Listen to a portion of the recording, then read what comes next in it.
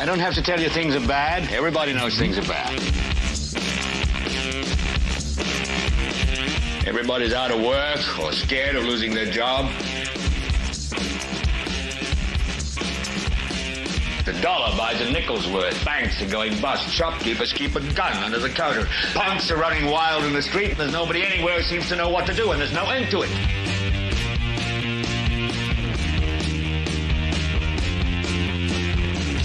The air is unfit to breathe, and our food is unfit to eat. And we sit watching our TVs while some local newscaster tells us that today we had 15 homicides and 63 violent crimes, as if that's the way it's supposed to be. We know things are bad, worse than bad. It's like everything everywhere is going crazy, so we don't go out anymore.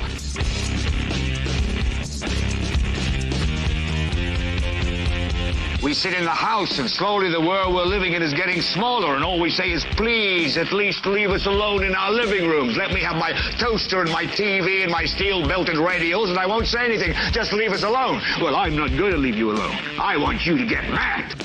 I don't want you to protest. I don't want you to riot. I don't want you to write to your congressman because I wouldn't know what to tell you to write. I don't know what to do about the depression and the inflation and the Russians and the crime in the street. All I know is that first, you've got to get mad. You've got to say, I'm a human being. God damn it. My life has value. So, I want you to get up now. I want all of you to get up out of your chairs. I want you to get up right now and go to the window, open it, and stick your head out and yell, I'm as mad as hell, and I'm not going to take this anymore. Well, good evening, ladies and gentlemen, and I apologize if you, on your end, were having any kind of technical weirdness with the intro music or anything going on there. We were, at least I was having some kind of issue, but sometimes that happens, and it doesn't cause you guys issues. Sometimes it does. I don't know. So I apologize about that. Welcome, ladies and gentlemen, to this 312th episode of the Political Spotlight. I am your host, Kristopher H. Bilbrey. Of course, we are joined by producer Kate down in the controls, doing what she does, making the show go. And all of you, welcome, welcome. Thank you for being here. We are very grateful that you choose to give us a little bit of your time. We understand you could be anywhere. And so the fact that you're here, it means the world to us. We would like to ask that you please consider subscribing to the show if you haven't, tickling your fingers across the screen or over to your keyboard, your mouse, or whatever you've got, and hitting the like to feed the algorithms. Subscribe to the show if you haven't already. Click the bell so you get notified when we go live or drop other content like shorts and such. That would be fantastic. And above all else, if you're watching live, we are a very interactive show. Please continue to communicate with us. If you are here live watching this on Monday, October 21st, you can communicate with us over here on the live chat box side right over here.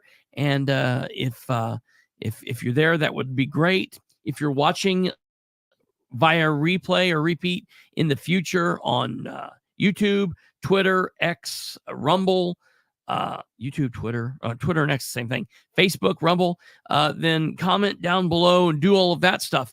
Let me tell you, I will say, I am so happy that you guys are here. We got a good show planned for you. Yeah, good show, a bad show. We're going to be talking about tomorrow's Delaware County Council meeting a little bit towards the end of the meeting. And we are going to be talking about some Muncie stuff, kind of in the middle. And we're going to start out here with it's going to be some like state politics, but it also, I guess it would relate to national politics. It would relate to local politics. It would just relate to being like a human at all in general. It doesn't have to be political. It can be, I guess. I guess it's being made to be political currently. But to me, it's just about being a human being, about a level of common sense.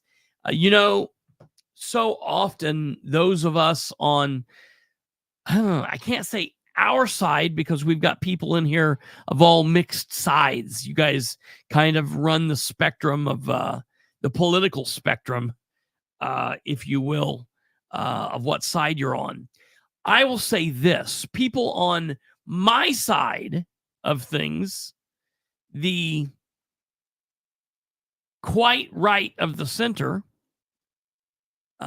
constitutionally conservative minded, and it's kind of like I've gotten into the whole thing where I say I don't know if I'm an asshole with sunshiny tendencies or if I'm a nice, happy, sunshiny person with asshole tendencies. Now I'm saying the same thing about my political beliefs. I don't know if I'm a constitutionally minded conservative with libertarian-ish values, or if I am a constitutionally minded libertarian with conservative-ish values. It's the same damn thing to me. It's funny how we agree with that philosophy, yet we see different paths to live that life.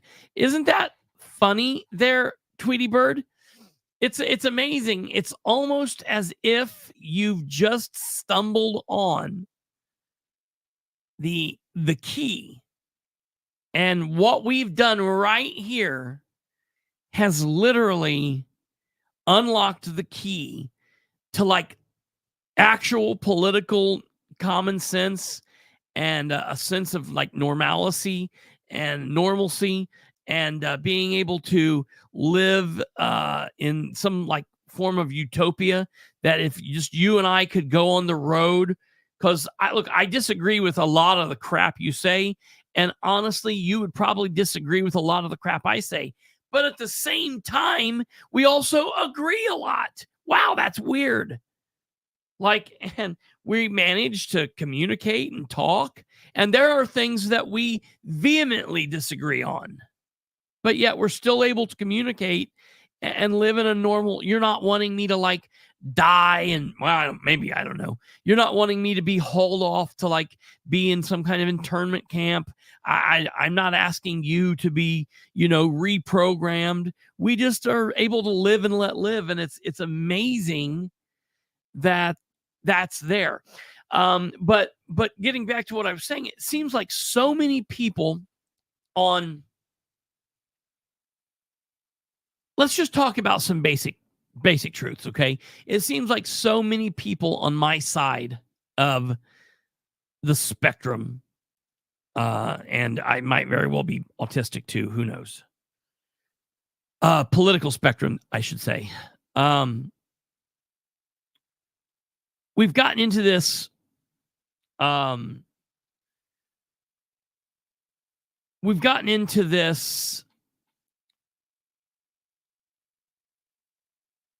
just want you to know the facts. So once again, how can you say no?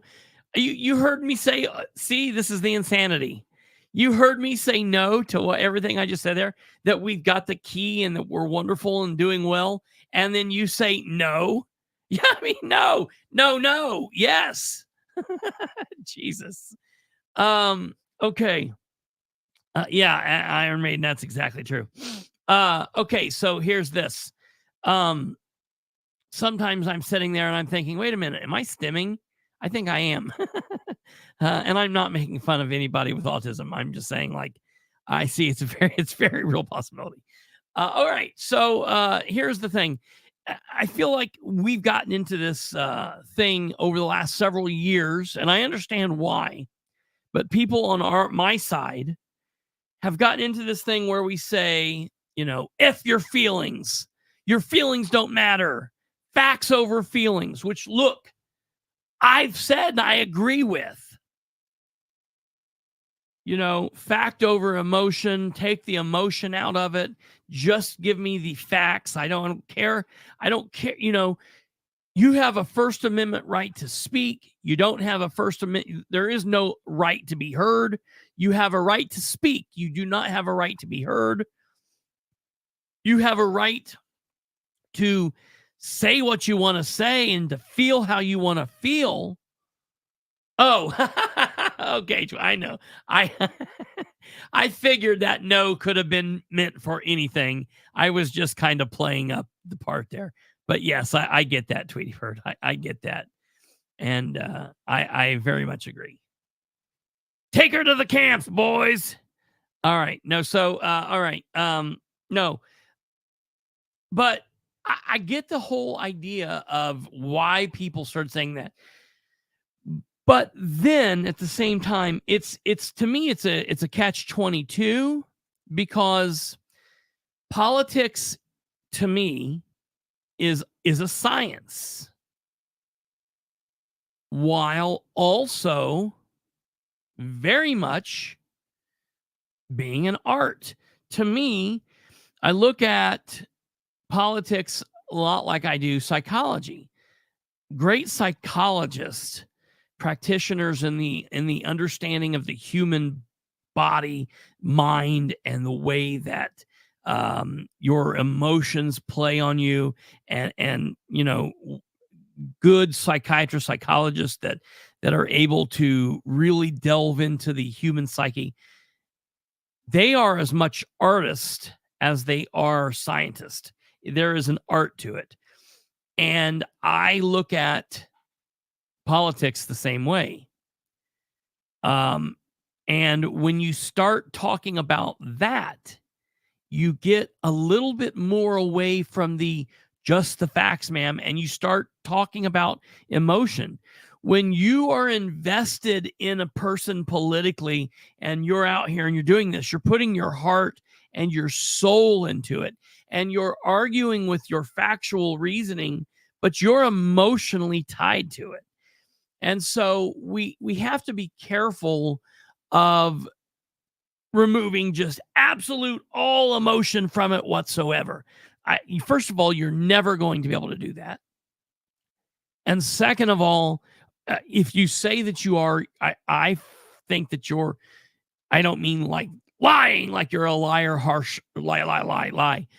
But I mean that I feel as if you're not telling yourself the truth, if you think that you can do that.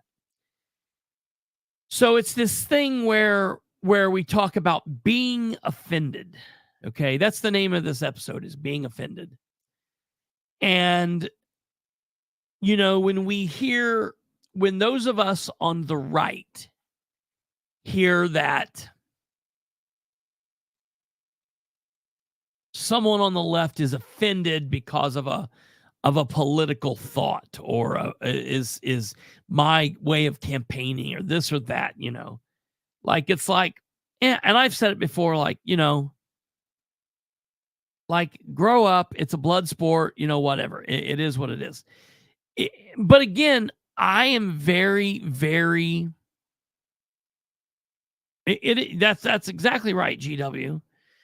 At the same time, it's very much a case by case basis, and that's where I think that the practitioners of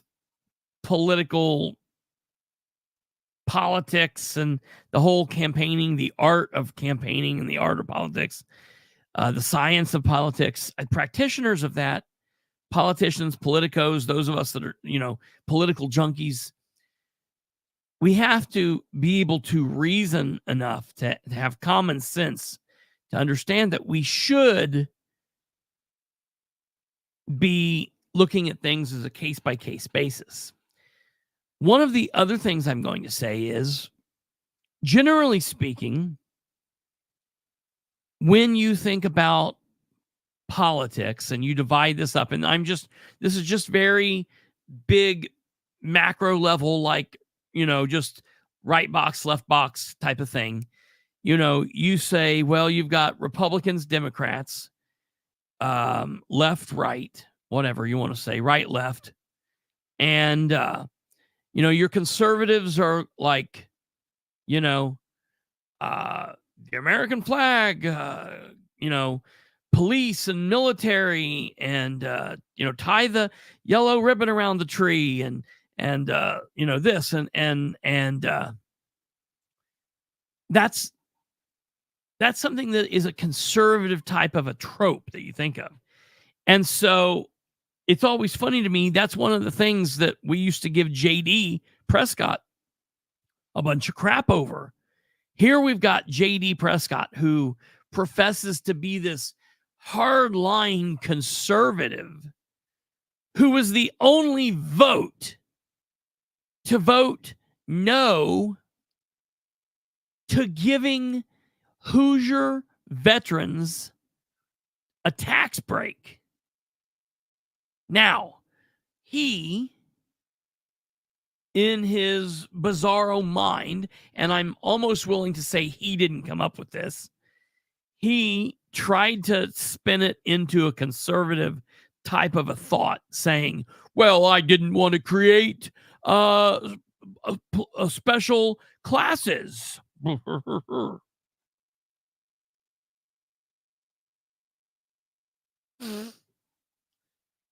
Okay, but yet he didn't have a hard time creating special political classes. Like a year later, when he voted for tax breaks for agriculture. So JD's okay putting special class around farmers, which, look, we all need to love and support farmers, right? Or we're going to starve. But he was okay doing that. But he wasn't okay doing it with veterans. Like veterans, look, we all like veterans. We all should. Some of us, I guess, more than others, but it's weird. So understand, first and foremost, I'm going to say this again. I don't do regrets. I don't have regrets. I don't. Things happen for the reason that they are.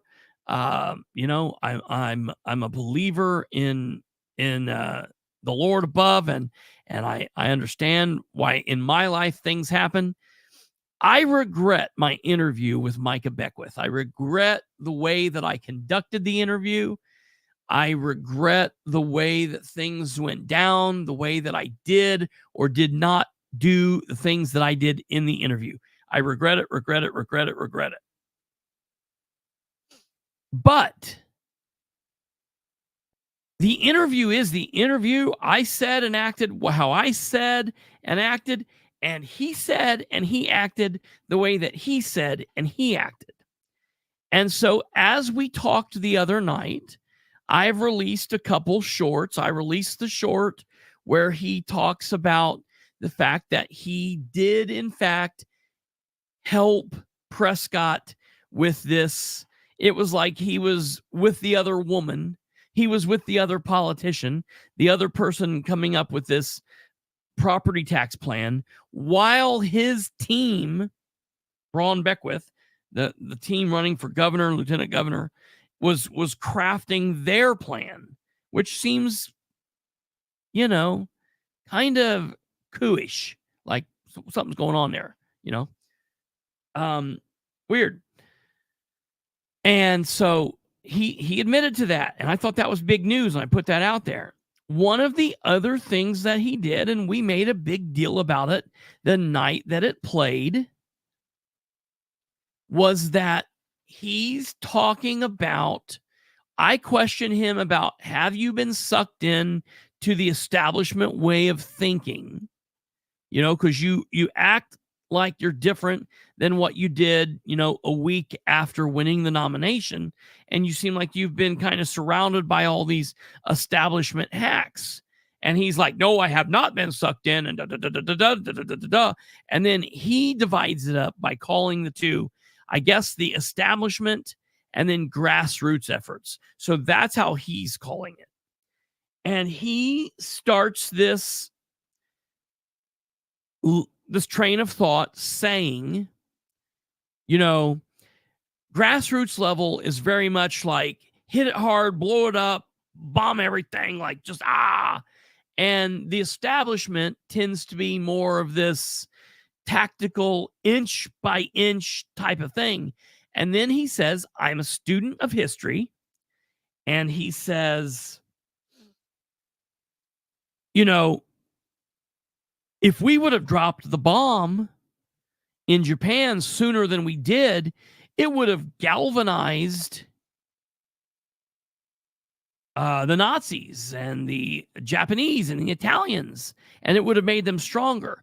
Well, if we would have dropped the bomb much sooner than we did, we would have been dropping just something that would have hit the ground and went thud and maybe hurt a person or two, but it wouldn't have done anything because it wouldn't have been a bomb. It wouldn't have been ready. It would have just been a projectile that fell from the sky because we dropped the bomb like a month and a half after it was created.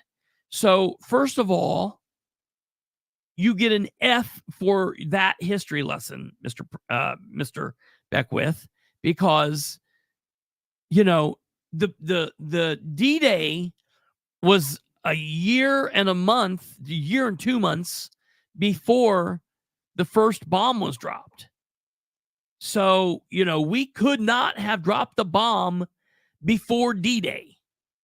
I don't know, maybe in his timeline, but in my timeline, that could not have happened. The bomb was not ready yet. And I'm just going off factual, historical, accurate history. Okay. So that was a nice little speech he gave. I guess it doesn't have to be right. I get the point. But then he ended with a really weird statement. Like, had he been like, so I see JD as the top military, I guess that would have been weird too. I would have had an issue with that too, I guess. But if he would have said, I see JD as you know, the generals and the commander-in-chief at the time who was plotting this out and thinking tactically, all right, you know, maybe that would have been something to say. But now, for those of you that are watching, here's what we're going to do. We are going to let you hear this 50-second clip. Then I'm going to let you hear a 1-minute clip. And then we're going to bring on, because listen, here's the only thing I know.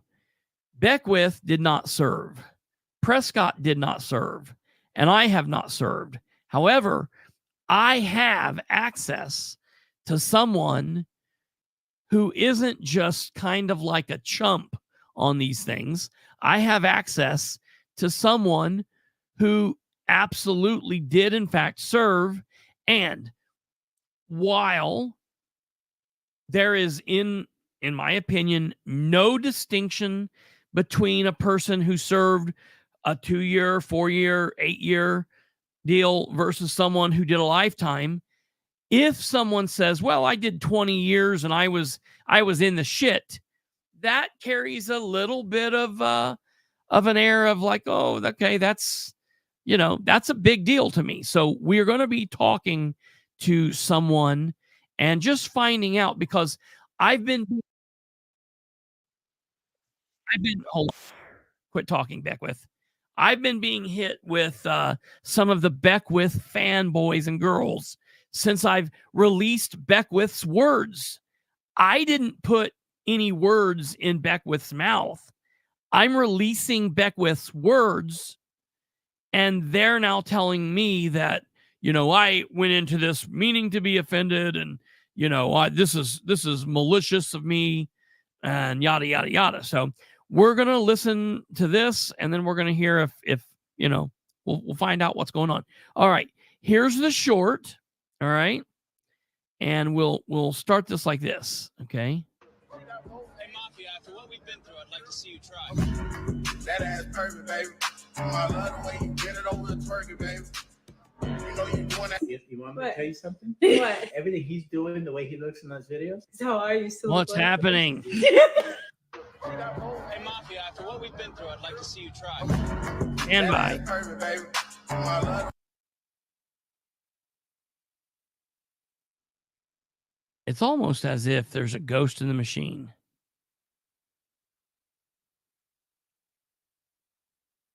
All right, we'll do it like this. Stand by.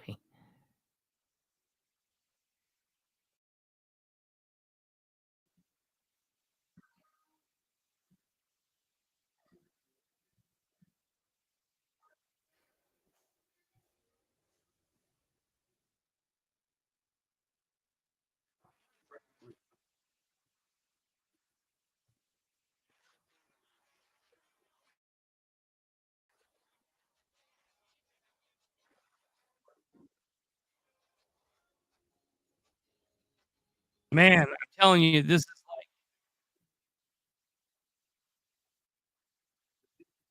stand by.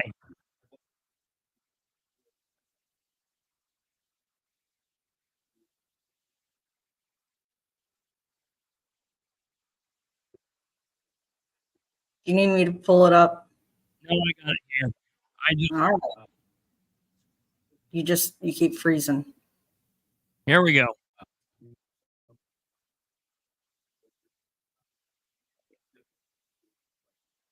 I'm very opposed to red flag laws.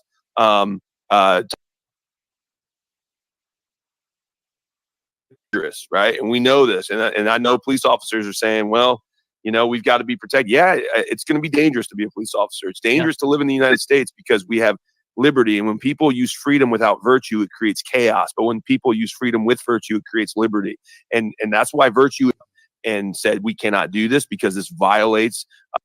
Vote against red flag laws, or you vote. That's a really dangerous if you don't have virtue. A strategic game, and I think that's what the problem. All right, necessarily disagree with him on the reasoning. I just disagree sometimes with the principle. But again, what I've been talking about JD and why I really appreciate JD is two things. I know his heart. He loves the Lord. He is a conservative. He will play a strategic game, and I think that's what the problem with the grassroots. I'm grassroots all the way, but here's the issue: the grassroots has we are not strategic. We do not play the long game. We play the blow everything up game. And then we get mad when it doesn't happen. But I'm a student of history. If we would have dropped the atomic bomb on Japan earlier than we did, it would have galvanized the Nazis and the Italians and the Japanese to be stronger. We had to chip away at the Nazi stronghold in Europe inch by inch, storming the beaches of Normandy, losing for every inch, losing hundreds of men in blood. But we took inch by inch by inch. I see the J.D. Prescott sometimes, those soldiers that stormed the beaches of Normandy, taking inch by inch. All right, so that's where, and that's it. So we as we all know, shorts are a minute long. Well, I guess now they can be 3 minutes, but so far I've only been doing a minute. So the short went from the point where he says the problem with the grassroots is. So the short started there and it ended right where I started to laugh because what I thought he said was laughable. Okay. And so that's where it was. Well, now the thing is, what we've got is I've got his people saying, oh, this is nuts. I can't believe you. Like this is malicious. Actually, comically enough, Mr. Beckwith himself came onto one of my comments and said, like, so what's the deal? You're with MSNBC now? You're chopping up interviews and, I don't giving fake news. And it's like, well, wait a minute. What exactly are you talking about? So, let me, okay, get right here. So here's what they've said to me. So, we've got one person who says, you have come in with the desire to be offended by the comment. He was comparing the tactics, not the level of bravery and sacrifice. Get a life. Okay. Is the first thing. So then, I know where I've got him. So then from there, Mr. Beckwith actually said to me, what do you work for MSNBC now? That's the most fake news I've heard all week. I never compared JD to D-Day vets. I was laying out battle strategy and paralleling the different approaches to fighting evil. Now, my question is to you, are you really that dumb to think I actually compared JD to D-Day vets? Or are you malicious and just trying to fire up your audience with a made-up fake news narrative? Which is it? And what's funny to me is then someone else comes in here and says, just ignore the communist media out there. What's funny to me about these Republicans is they have lived in a world for so long where they cannot or will not call out their own people. They will not or cannot call out the wrongs in their party. So they believe that anybody that dares do that, it must be a left-wing nut job communist. You know, it's not like, wait a minute, this guy's a conservative person who is calling out our bullshit. They don't believe that can happen because for all of the good with Reagan, the worst part about Reagan is his whole 11th commandment, thou shalt not speak ill of other Republicans. And that whole mindset has ruined an entire generation of Republicans, because it's the whole idea that if you've got a shitty police officer, if you've got a bad, corrupt police officer, he makes other police officers bad. So if you don't call that out, you're just as bad as he is. But we don't apply that same thing. So then someone, and I don't know who this is, but they have the last name Beckwith. So I would assume there's some kind of relation here. Daniel Beckwith says, wow, he even cut the clip early to try and fool people. And you can clearly see it's a parallel, not a comparison. Okay. So then let's just, I want to make sure that people are aware I'm not playing games here. Okay. Let's go back and listen to this again. We do not play the long game. We play the blow everything up game. And then we get mad when it doesn't happen. But I'm a student of history. If we would have dropped the atomic bomb on Japan earlier than we did, it would have galvanized the Nazis and the Italians and the Japanese to be stronger.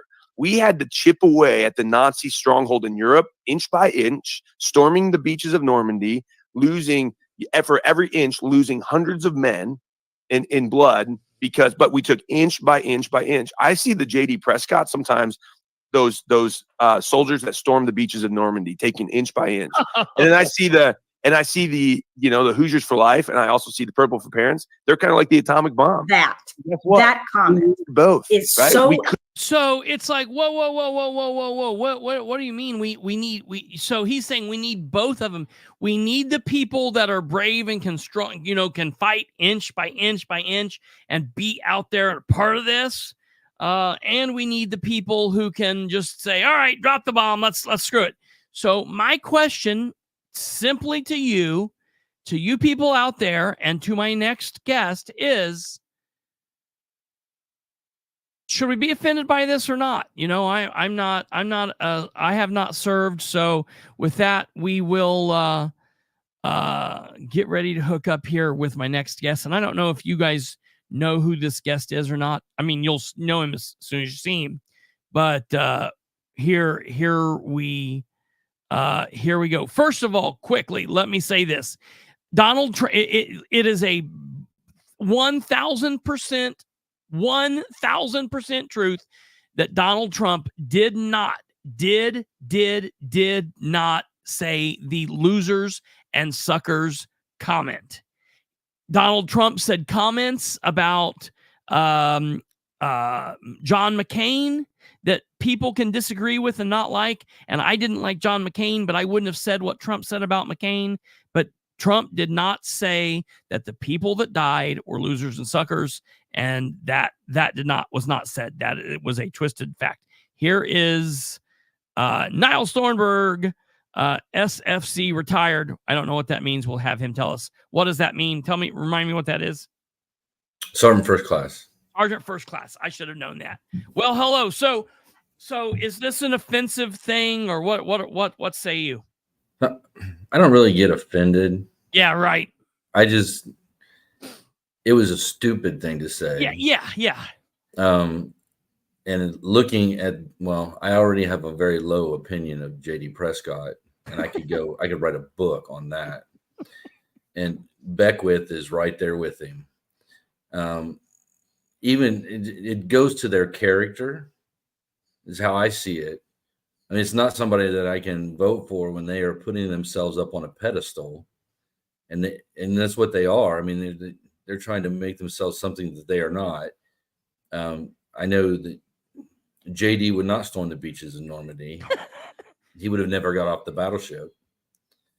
But that's neither here nor there. So it's stupid. Neither one of those two have as much valor and honor and bravery in their entire body that those men that stormed the beaches of Normandy had in their pinky finger. Yeah. And for those who compare their strategy, they were comparing strategy. I mean, he clearly didn't say that. Well, sure. But the strategy on Normandy was the meat grinder. It was intentional that everyone who went on those beaches had never seen combat before, were new to the military, because the military knew that if people were knowledgeable about this, what was about to happen, they were afraid they wouldn't get off the boats. So the strategy was feed the young to the meat grinder, and we'll get through it eventually. So if that's your strategy in the Republican Party in the state of Indiana, I just reaffirms why I don't vote for very many Republicans in the state of Indiana. Man, that makes sense. I've never ever really heard of that, or I never thought about that, but that's really crazy. I mean, it's disgusting even making the comparison. I mean, after the shit that JD has said about veterans and voted against for veterans, it's disgusting. And then, of course, we always fall back on religion. Now, I mean, I grew up in the church. Sure. And I read the Bible and I pray. But, the Bible does say you cannot serve two masters. Yeah, that's true. So if you're serving the party and you're towing the party line, that is your master. Now the Lord is no longer your master. You serve one or the other. And if you're going to serve, you're going to be a good Christian conservative. That doesn't say, that doesn't mean go along, get along. To be a conservative Christian and a Republican, you would have to abolish property taxes because it's unconstitutional and it goes against the law of the land, which our founding fathers. Now, they didn't write it in there, but when you read the letters, I too am a student of history, but I must have read a lot more than Mr. Beckwith. In the letters between the founding fathers, they talked about adding in property as one of your rights.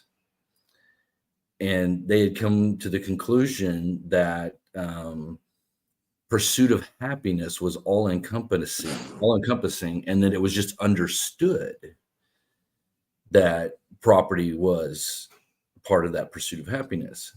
So in knowing that, which most of those guys do, they just simply choose not to acknowledge it. So, I mean, if I was a tiny man in an elected position, I would probably be offended. Yeah. I just think a whole lot less of both of them. And I didn't think much of JD to start with. So, I mean, he's down at the bottom of the barrel. I'd quick. It's a piss poor analogy. Yeah, they use shitty analogies. They need to read more and stop relying on dumbasses who graduated college within the last 3 years to write your shit for you, because they didn't study history either. Yeah, right. And and getting like pulling quotes off the internet, it's not cutting it. Um, that's where I stand. And then it's sad. I hate it when they call themselves Christian conservatives, because they're not. Because if the Republican Party in the state of Indiana, who's had a super majority longer than my kids have been alive, we would not have property taxes. There would be no gun laws because they're unconstitutional. We would have low taxes. The budget would be balanced. People's spending would be controlled. They would do audits regularly, and they would reel all this stuff in. But they don't. They are bought and paid for. They're, the left wing and the right wing's part of the same bird. It's just they sugarcoat things differently to make you feel better. They all come together. Absolutely. While they're just ass raping you. Yeah. And yeah, I don't know what they were thinking. If I was a veteran in the state of Indiana, which I am, I can tell you who's not getting my vote. Right. Neither one of those jarheads. But, and I do encourage them. My apologies to any Marines that may be watching. Oh yeah, I do. I did not mean to compare them. No. No, I get it. Yeah, no, you're Marines right. have way more balls than those two combined. Right. That's That's hilarious. But yeah, it's just, I think that they should probably walk away, do a little reevaluation of themselves and where they stand in their Christianity. Sure. Because it's not looking good for them. And I'd like to explain to them, the difference between religion and Christianity, because religion is not something from God. As a professor at Olivet told us, religion is proof that man can screw anything up. Right. Because God gave us Christianity. We created religion. So I feel they probably are very religious men, but they really need to look at the Bible outside of the perspective of individuals that call themselves ministers and deacons, telling you how to think. Yeah. But if they need to know they would like some really good books on American history. I've got a plethora actually at my house. I could loan them. Many of them are written by authors who are not taught in universities because they teach true history. True history. But yeah, I mean, well, yeah, I knew. I mean, I wanted to talk to you. Obviously, the other day when he said that, Kate had just jumped on and was watching from down in the controls, and it was just bizarre when he said it. And then we had everything happen with rainwater, so we did that night. And then when we were watching it back Thursday, she came in and said her piece, and I don't know if you were sitting there when she did or when he said that originally, or if you were off in the other room, but it was shocking that he said this. And look, maybe he didn't mean that, and I'm willing to give him the benefit of the doubt and say maybe he was just talking and he said something he didn't mean, which is kind of what he said in another post.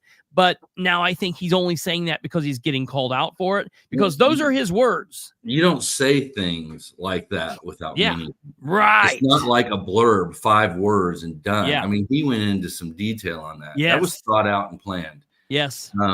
D-Day, inch by inch, blood being shed. That was thought out. I mean, those two weirdos, and they are weirdos. You can tell. I don't know what Beckwith's background is, but he obviously has not really struggled in life. That goes into rainwater. Oh, actually, Beckwith has some garnishments on his wages right around the same time. Rainwater. Absolutely. Isn't that amazing? So, I mean, that's the pot calling the kettle black. Mm-hmm. And I mean, I retired from the military, coming back, and even with the pension kicking in after my terminal leave ended, there's still an adjustment period. Absolutely. Figuring your finances out, figuring out what you're going to do, walking away from the military and living that lifestyle for so long, and then going back to civilian world where a lot of people, I have had to teach myself to not trust anyone. Yeah. Don't do anything for anybody because they will take advantage of you. Yes. People cannot be trusted. And I carry a gun everywhere. Right. And it took you 4 years, but you've got a rather sensible wife, I think. Yes. Well, there's you could write a book on all that shit, but you can tell that they've lived pretty sheltered lives. Yeah. And to me, what they said about Donald Rainwater just galvanized my opinion of him. Because that's very Christ-like of them. Yeah, Oh, well, yes, that goes again back to the difference between Christianity and religion. But yeah. I got another story about that. But it's just, you bring all this stuff to light that he went through a long time ago. Yeah. And now he's even more of a real person to me than he was before. I mean, I filed bankruptcy. I had a really rough time. It was, have a phone or eat. I remember that early on in marriage when we went to McDonald's once a month, that was a treat. Yeah. Because we were broke. Well, sure. And it's just life kicked us hard. And it took a while to scrape our way back up. Does that make me a lesser of a person? Does that make Donald Rainwater someone who can't budget? No. It makes somebody a victim of circumstance who knows what it means to value a dollar and crawl and fight their way back up on top. And knows how to stretch a dollar. Yeah, and definitely knows how to stretch a dollar. Well, yeah, and that's my whole thing is, to me, look, if he continued having this problem and it just was something and it stretched on from 94 till now, or it was something that was currently going on, I could see people questioning like, wait, are you really the right person for this? But I think seeing somebody have that in their life for a period of time, it wasn't like just one little blip. There was a problem going on, and the fact that he was able to claw back and then right the ship and then keep the ship steady and continue the ship on the path, to me, that is a much different situation than what they're trying to point out. And it's nuts. Yeah, I have a question for them, because they're talking about money management. We have an out of control spending problem in this state. And I'll talk about education. It pisses people off. But, we spend, 60% of our budget on education? Mm-hmm. We have a terrible education system. Yeah. And the only part that grows consistently, the largest faction of the education system in the state of Indiana, is administrative. So why do we pump billions of dollars into a system where the money never reaches the child? Yeah. You always said growing up, and I might offend somebody, but I really don't care because I'm not one of those soft-hearted liberal weirdos. Too many chiefs, not enough Indians. Yeah, right. That's a whole lot of government agencies. Yeah. And if you got rid of a lot of the chiefs, shit would run smoother and a lot cheaper. Absolutely. But well, I appreciate you coming on and talking with us and telling us what your opinion was on this. It's pretty much exactly what I thought it would be. And I definitely appreciate talking with you. And I know that the people like it. And my favorite, going back between Christianity and religion, my favorite ministers growing up were not ones who grew up in the church. Absolutely. Never did anything wrong and then went to college and got their doctorate, their ministry license. It was that guy who had a rough start. Mm-hmm. He probably drank a little too much and partied and and then found Jesus and became a minister because he could always relate to you. Yes. Because he had been through those same trials and tribulations. Absolutely. But those who never deal with those issues don't understand it. And it just goes to show how far this party is out of touch with the average citizen. They have no clue what's going on or how people are hurting. The sad thing is the Democrat Party will end up taking over in the next few years because they are that shitty, and then it'll get even worse. Well, yeah, that's, I mean, you know, that's the biggest thing. One of the people that responded to this said, you know, this is just a Democrat trying to take you. I'm like, dude, look, let's stand up and fight against the crazy leftist if that's what you're wanting to do. But we've got a whole lot of Republican people that we need to weed out first. And so I'm willing to look inward before I look outward, and just nobody's willing to do that. And if you're not going to do that, you're going to easily be taken over. Their fear is going to come true because of they're going to be their own downfall. Yes. And I will say, Mr. Beckwith and Mr. Prescott, I will pray for you that God will touch your hearts and lead you away from religion and back to Christianity. Absolutely. That's fantastic. There's one more thing that pisses me off. I just want to throw out there real quick. It's that has nothing to do with those two knuckleheads. Yeah. I was looking at those protests in New York, the Palestinian bullcrap, and they were stomping on the American flag and burning it. And does anybody know why the American flag is to never touch the ground? Do you know why that's such a big thing for us? I mean, because of the battle of the song. But if you want to tell the people, let them know. This is the Battle of Bunker Hill. Mm-hmm. They were being besieged by the British ships. And of course, you know, that's when, what's his name, wrote the song? Francis Scott Key. The flag kept moving around all night. But it never fell down. And when they finally had got reinforcements up there, what was holding the flag up was the dead bodies that had ran out to keep it from touching the ground. That is why the American flag does not touch the ground. I don't care about your political views. I don't care what you protest. I will pistol whip anyone I see burn American flag. And if we had some constitutionally conservative Republicans, they would definitely enforce that. Yeah. That flag is sacred. Every man and woman who's had that draped over their coffin for serving their country, this just really gets to me. Yeah. But I'm done. Well, I appreciate it, Niles. Thank you very kindly. And we will talk to you again, sir. Alrighty, sir. Have a good one. All right. Yeah, thank you. Ladies and gentlemen, that was Mr. Niles Thornburg, Sergeant First Class, retired. And I appreciate his thoughts on this matter. And I want to address, I wasn't going to interrupt him to address this weirdness that you guys, sometimes you people in the comments, you kill me. People get to talking about things, and then because there's a delay and things, it's so funny, and to see it all playing out is crazy.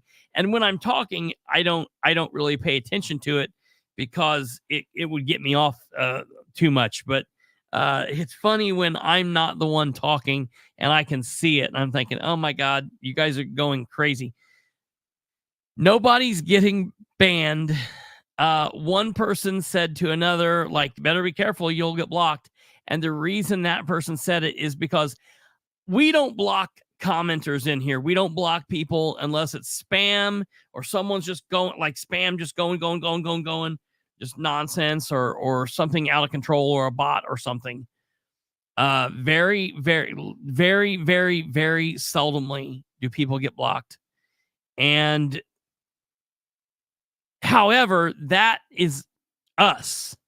You all have the right or the ability through YouTube to block other commenters so you don't see them. So, for example, if Tom, Dick, and Harry are in the comments talking and Tom and Dick are beating up on Harry, and Harry doesn't want to see Tom and Dick anymore, Harry can block Tom and Dick from his feed so he only sees everyone else. He does that, and I have no control over what other people do. So there are commenters in here who have blocked other people, and that's sometimes what people means. And I've got no control over that. All that means is you guys block each other from seeing your own comments, which everyone has the right or ability to do that. As far as commenting, I know Leo and Tweety Bird and Stubblefoot, various people were talking. We don't block people. We let you go and whatever. Have at it. First Amendment all the way. It's not what side you're on or what you're saying. Nobody cares about that. So you guys are ready to rock and roll. But you guys are nuts. So, all right. That was Mr. Niles Thornburg, a dear friend of mine. And he is the husband, obviously, of producer Kate. And so I want to thank both of them and his thoughts and comments. And he even said things differently than me, and maybe his approach is better. It's not necessarily an offended. It's you're laughable, and it's stupid and ridiculous. So I think I like his thoughts on that better. But at the end of the day, look, all I did was put the words out there. You said the words. If your words were not what you meant, yeah, that's on you to make them correct or to say, I didn't, whatever, but I didn't cut or edit anything. I will never edit someone's comments. I will never make someone say something they didn't, unless it's a satire thing. And we let you know that it's satire. Like we did that one satire with John Sproles. We let you know everywhere, satire. So,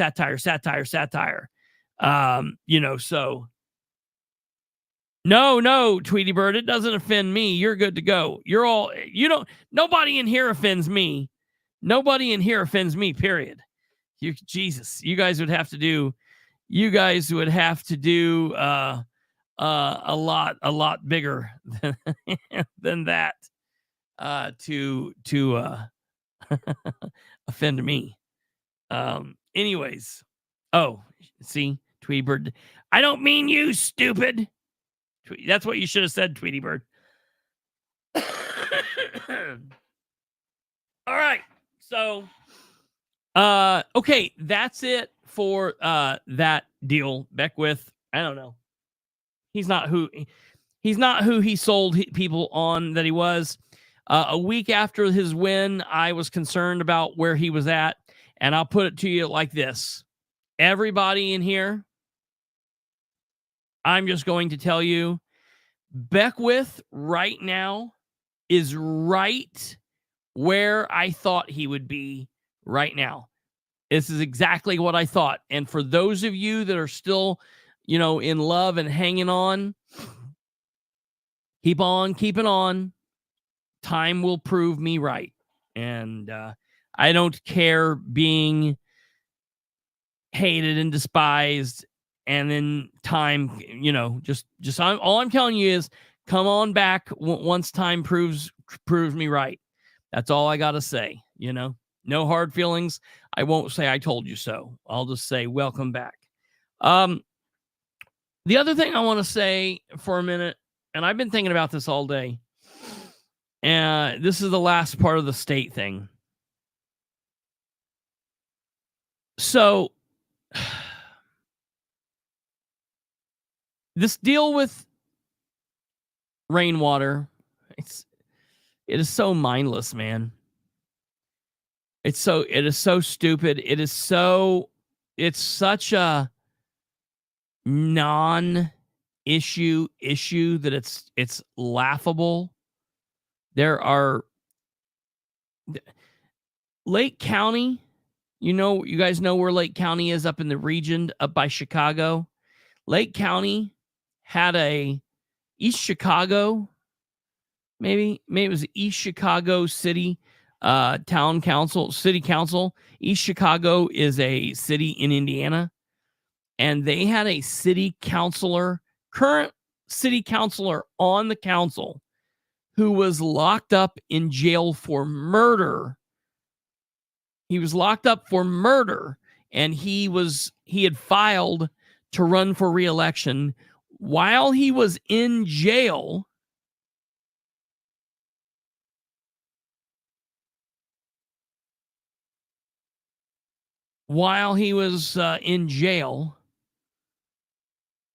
and he was running for re-election.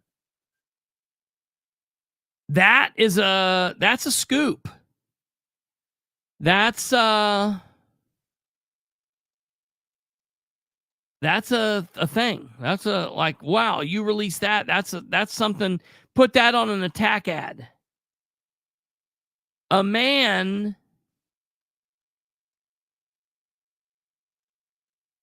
goes through a major life crisis 30 years ago, which causes a 13-year stumble in his life, which he corrects and then lives a normal life for the last 15 years. That's stupid. It's really stupid. And I thought after Rainwater went on Nigel and Hammer and Nigel show on Friday afternoon, and he answered Rob's questions, that would be the end of it. I thought that would be the end of it.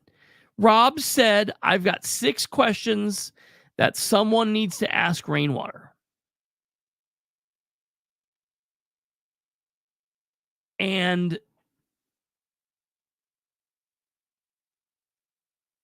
I don't understand then when Rainwater goes on there. First of all, Rainwater went on the Hammer and Nigel show and he answered those 6 questions with Hammer wasn't there, so Ethan Hatcher filled in for him. So it was Ethan Hatcher and it was Nigel. And he answered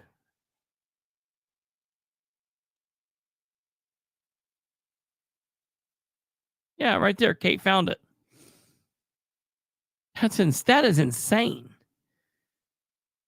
That was just in 2018. He went on and he answered all of the questions. Now, what he answered was exactly what he said on our show 2 nights before on Wednesday, the day that this controversy first hit. So it wasn't like Rainwater ducked out for 2 days and hid. The shit hit the fan on Wednesday.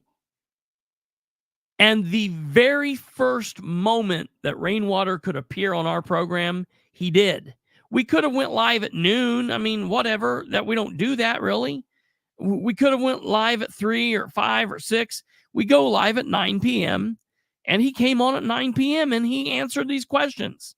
Now, we didn't have Rob's list of 6 questions because Rob didn't ask them until Thursday. But the answer that Rainwater gave us Wednesday night fit what he said on Friday. The bottom line is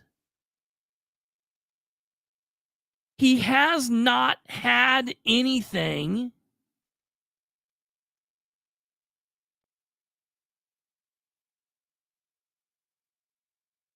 Why are we talking about Pick and Alex Jones? The hell are you talking about? The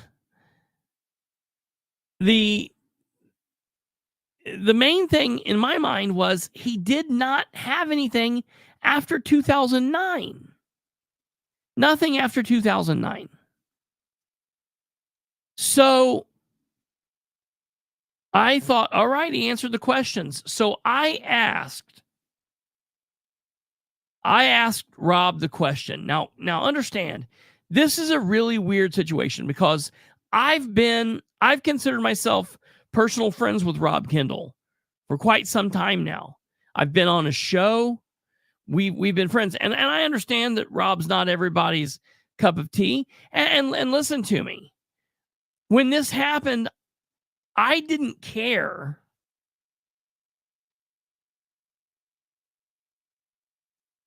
I didn't care that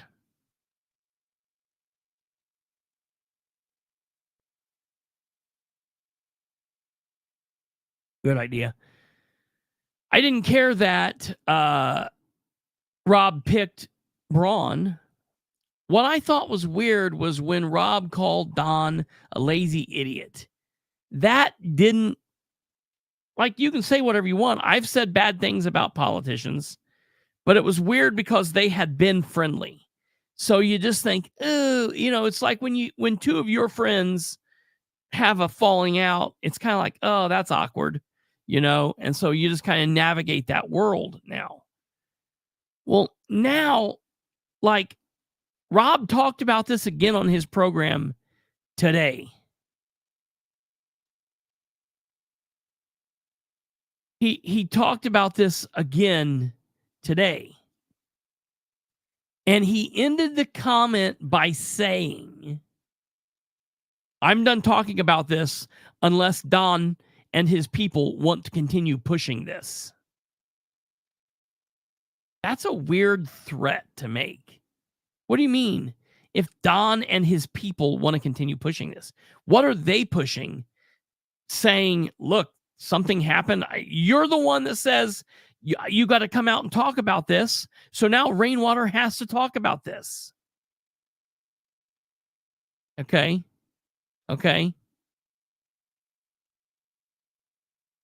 So the bottom line is, I guess today, or yesterday, rather, today, I don't know, today's Monday, so it had been today. I guess the Republican Party released another mailer. They released another mailer today about Rainwater.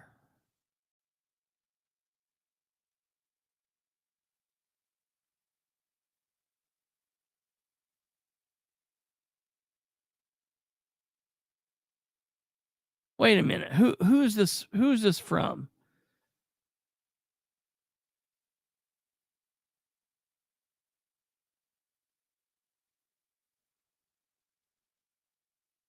Let's see here. Yeah. Okay. They did release another. They did release another mailer today, and this is the mailer that was released. Now this is the vote Rainwater is not on there. Someone actually put that on there and then made a post. But the mailer is what you see back behind there. Donald Rainwater. I don't know. I'm going to try. I need to try to find this someplace.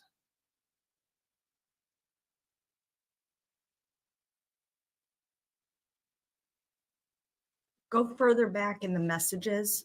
Yeah. It's in there. Okay.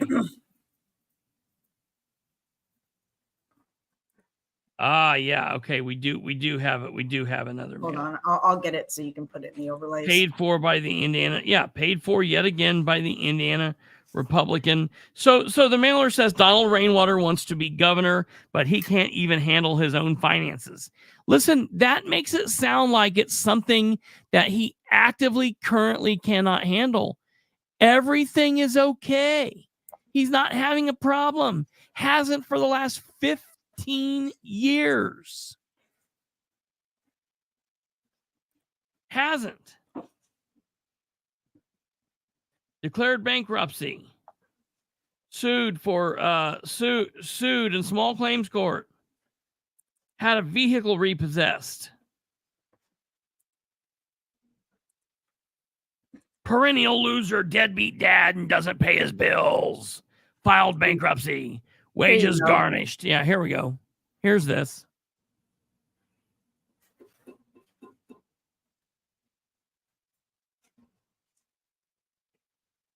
Look, and I'm going to be honest with you. I don't like the idea of battling Rob. Number one, because Rob and I used to be friends, or were friends, are friends. I don't know. I've got an issue with this, though. I'll tell you, I have a real issue with this. And because I asked Rob. Yeah. Why are we not talking about this with Micah Beckwith? 2015. And I know that one down there says client services versus embroid me, but embroid me was Micah Beckwith. So 1, 2, 3, 4. Those 4 things are Micah Beckwith. And those happened in the 15's the infraction. That don't matter. But you've got County Treasurer Allen versus Micah Beckwith, Capital One Bank USA NA versus Micah Beckwith, Client Services versus Embroid Me Inc. Okay. Then the state of Indiana versus Micah Beckwith. Oh, that's an infraction. Those are 2 infractions. Yeah, I don't care about those. He's a speeder. All right. So my whole thing with this is, it's like, I don't know. He didn't buckle up. I asked Rob after Rainwater appeared on the Hammer and Nigel show last week. I asked Rob, like, okay, is this enough? Like, when is enough enough? What, like, I mean, what if somebody is running for office and they're 65 years old and they had a bad patch from the time they were 20 till they were 30, that long ago? I mean, that would have been 40 years ago. Is that okay? Is that not okay? Are there no second chances? None, period, nada, never, none, over? There's just nothing? Or what? I said, so Rob Kendall laid out 6 questions for Rainwater based on the Indy GOP attack ad from Wednesday. And Rainwater appeared on the Hammer and Nigel show Friday afternoon and answered the questions for Ethan Hatcher and Nigel, just as he had 2 nights earlier on my show. Let me let this load here.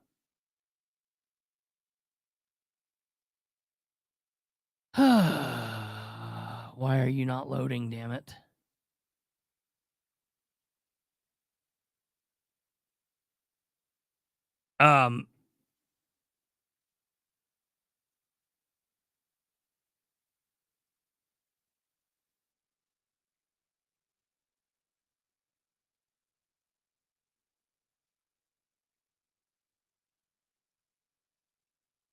Okay. Just as he had on my show. And for the record, it seems as if Rainwater was correct. His financial hardships started with a divorce in 94, which was 30 years ago, and ended with a bankruptcy in 2009, which was 15 years ago. From 2009 forward, he has corrected the ship.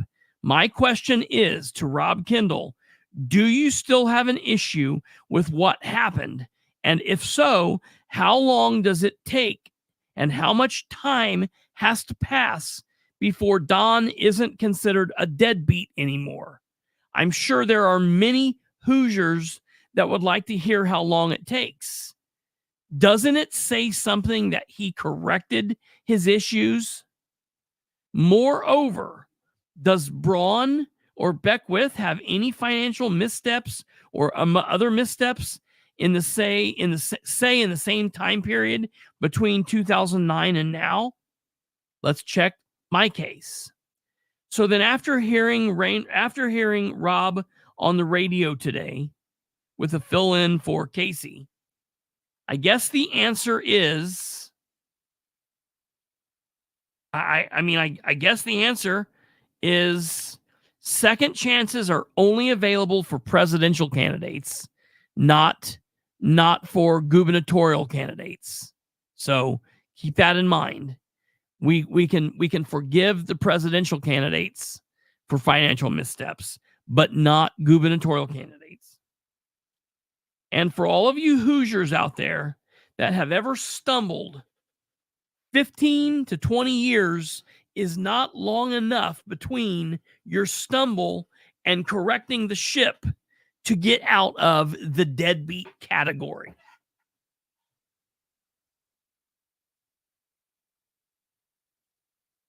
It's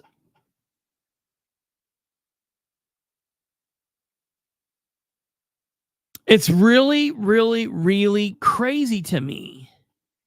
And yeah, I guess I don't have a problem. I mean, like it's, hey, I'm not lost, and it's not lost on me. It's not because Rob's done anything. Rob works for a radio station with much bigger reach than I have. So I'm not punching down. I'm definitely punching up. And that's a scary proposition, because I'm sure there are many people that can pounce on us and just start tearing the shit out of us. I'm fine with that. The truth is the truth, and being right is being right. And I guess the question has to be, for what really, Rob, are you selling out for? Because Don had these same issues when you were humping all over Indiana for him 4 years ago. And you know what they say to that response? Well, it was okay for Don to do and say what he was saying 4 years ago, but it's not okay for him to do and say those things now. Why?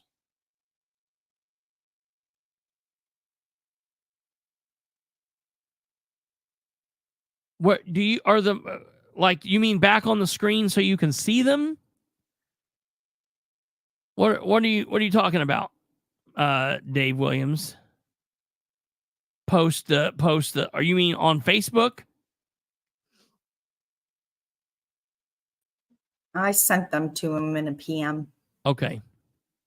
And I will post them again, but I mean, I'll put them like in a post, but it's just, and let me tell you, I really, you need to send him 30 pieces of silver. I don't even have a problem with Micah's missteps from that time period, because I believe he's probably corrected the ship. But the point is, shouldn't we review him a little bit? Shouldn't we talk about it? Shouldn't we talk about Braun's missteps? And you know what Rob says when he's asked about Braun's missteps? Well, we covered that a year ago. We covered those a year and a half ago.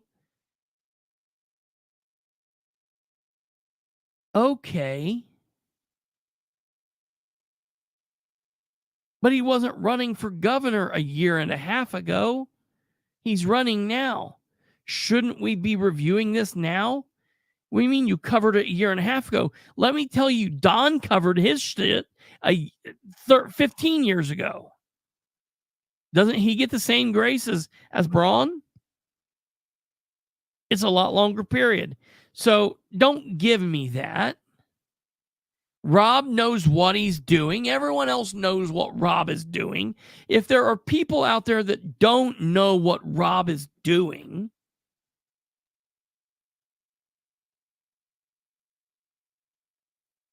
then you're being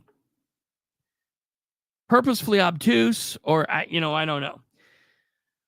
Frank Wilson, any news about Sproles? We are kind of in a holding period. Sproles, I have not specifically heard any kind of crazy movement from Sproles. I think someone finally got a hold of him and said, you need to stop doing things. You need to stop doing things. So I have my ground to the floor. I'm welcome for information on Sproles. Someone called me a while back and gave me some information, and it turned out to not be, it turned out to, I wasn't able to find anything off of it. So please, if you hear anything, let me know. But I do have to verify stuff and make sure, I can't just go out there saying stuff that's not verifiable, but that's that. Hey, listen, the last thing that I want to say before we move on, last thing I want to say about this rainwater stuff is someone who ran for office as a Republican, I'm not going to name this person, but this person made a post that said, and this person is a Republican, has ran a couple times on the state level as a Republican. I'm absolutely disgusted by my party. Rainwater filed for bankruptcy in 2009 in the heart of the recession. I definitely had a hard go of it during the recession. I was literally rationing my food to make it paycheck to paycheck. Over 6 million people lost their homes during this heartbreaking time for our country. I would rather vote for someone who has been on hard times and built themselves back up instead of someone who was born with a silver spoon in their mouth. And I think that that's interesting. Rob Kendall says to that response, this started in 1994. According to documents, he declared bankruptcy in 2009, 15 years later, with $100,000 in mostly consumer debt, with a plethora of serious financial mismanagement and unpaid obligations along the way. Why would you want anyone who manages their own finances in such a sloppy, irresponsible manner anywhere near yours? And why would someone else be a bad guy for bringing it to your attention? But is there ever a time in which enough time has passed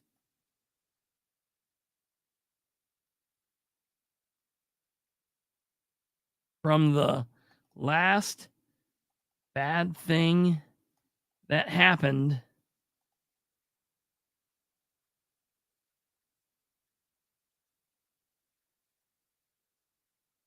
until... All right, sorry, I'm just there thinking there. Okay, I had to send that out to Rob. That is nuts. So they're not going to give up on this. 15 days, rainwater can hold on. I think that it's bad. I think that it is completely backfiring on Braun. I don't think that this is going well for Braun. And I don't know. I think that this is really going to put him in a bad spot. I will tell you, it's very, very, very interesting that another one of a person that I consider a friend, another guy that Rob is friends with, Abdul Hakim Shabazz, which is an attorney in Indianapolis. He's a radio personality. It's really interesting to me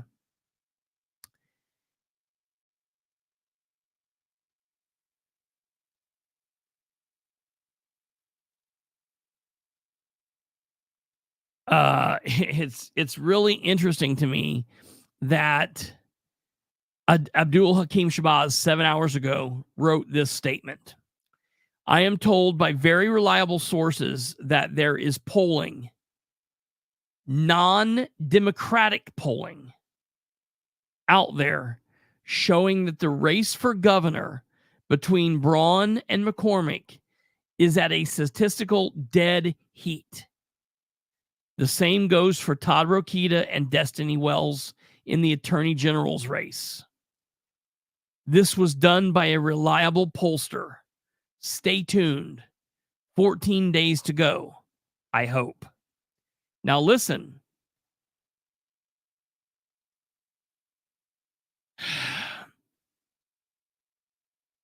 Abdul Hakeem Shabazz is not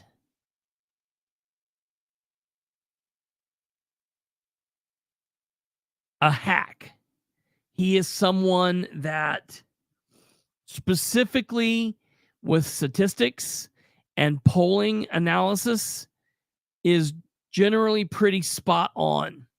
Now, he hasn't given any information about where this came from. Hopefully he will. But I think that that is very, very interesting.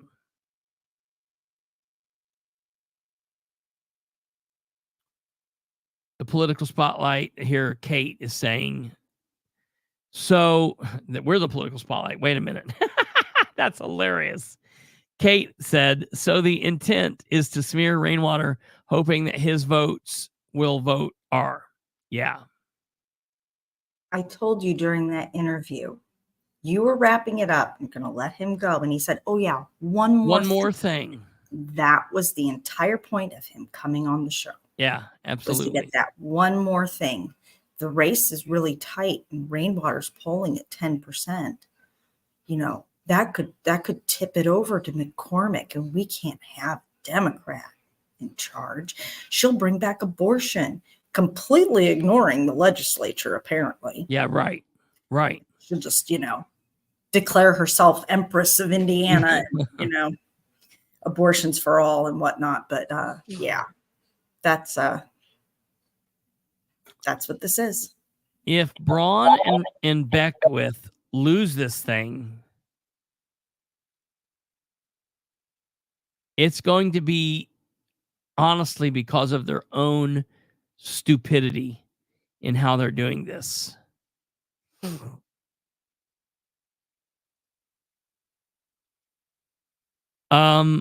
Okay. Moving on really quickly, I want to talk about the city of Muncie, and I want to talk about Delaware County. City of Muncie. I received a message from a source today that told me some pretty interesting information. And that information is that the fire department that is being built at the corner of MLK and Highland, on right there, Martin Luther King, used to be Broadway, and Highland.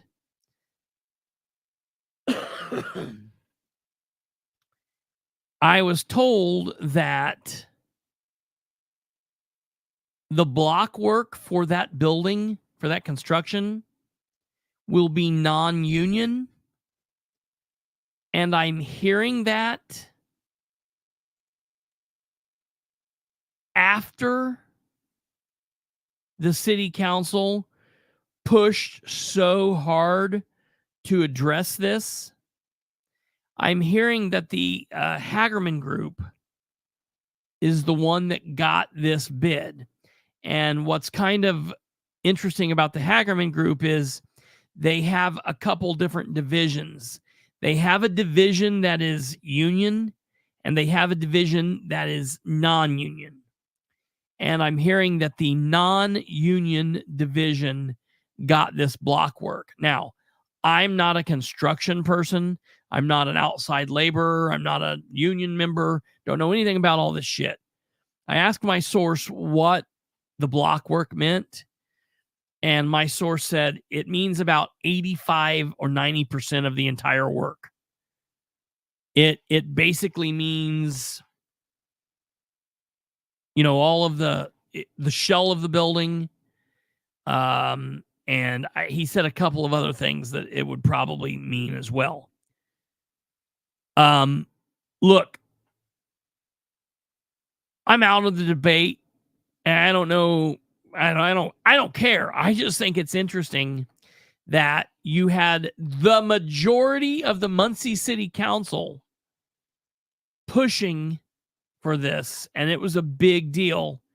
And Ridenauer and all their people was like, oh, yeah. And then this very first thing's like, screw you. No. So my interest is what the council is going to do because of this. Maybe there's nothing to do. I don't know. I'd like to know what the mayor has to say about this. I'd like to know what Jeff Green and Nora Powell and Brandon Garrett and Sarah Gullion and Jerry Dishman, Harold Mason, Rose Selvey, Dale Basham, and William McIntosh have to say about this. I'd like to know what GM Development Greg Martz has to say about this. And it's going to be an interesting, bumpy ride between now and when this work starts. And it's going to be interesting to see how this all plays out. I don't think any of it is going to be like good, normal, above the radar. I think we're going to find out bits and pieces as they've been pushed through or jammed through and done. So I'm going to rely on the sources that reach out to me because that's how we get the information. But I would say that the city council and those people that were hoping, that this would go one way, they're going to be in for a bumpy ride. So that's very interesting. My cousin has worked for them on the union side and they hate the union. Interesting. Keyword was try to use. Yeah, that's exactly right. That's exactly right. GW. Keyword was try to use local union. So that'll be interesting to see what happens there.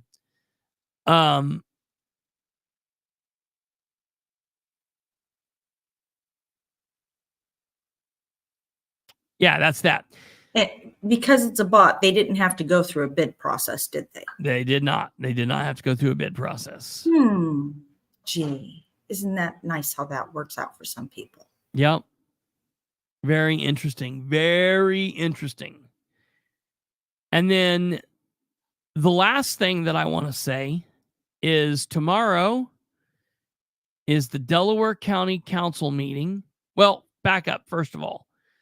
While we're on the city of Muncie here just briefly, there is a Muncie City Council special meeting this Wednesday, October 23rd. So not tomorrow, but the next day. It is at 5:30 p.m. It will be called to vote to pass or not pass the 2025 budget. From everything I'm hearing, they're going to vote to pass it. So it should be a pretty wham bam, thank you, ma'am meeting. Don't think it's going to be very big. I don't think it'll be, I think it'll be just a few minutes in and out. So that's that. So we'll be looking for that. And then now on to Delaware County. Tomorrow is the Delaware County Council meeting for the month of October. There are 2 more meetings left this year. I don't know what they're doing tomorrow, honestly. I am going to attend because I have something that I need to address with them. We will not be live streaming the meeting. But the meeting will play on the Delaware County's YouTube page, and we will play the meeting tomorrow evening. So there's that. And that's that. So I thank you guys for joining us. And if there are any of you out there that there's been a couple people that have messaged me, and I don't know what I've done with the messages. I've looked at the messages and then they've gotten lost. So if you've gotten a hold of me or tried to get a hold of me in the last 2 days about something fairly serious, you might send me a reminder, and I will try to get back with you. And we'll go from there. I do want to say before we leave, obviously I didn't say this at the beginning of the show, there are 15 days before the election. So early voting, I'm still hearing is real strong. It's going strong. So continue getting out there and doing the thing. I'm hearing that voting in at least the state of Indiana is going wild. So, all right. Thank you guys very much for tuning in. We will be back here tomorrow evening. We will have a lot to cover tomorrow, and we'll go from there. You guys take care. Have a good evening. God bless each and every one of you, and we will see you next time. Goodbye.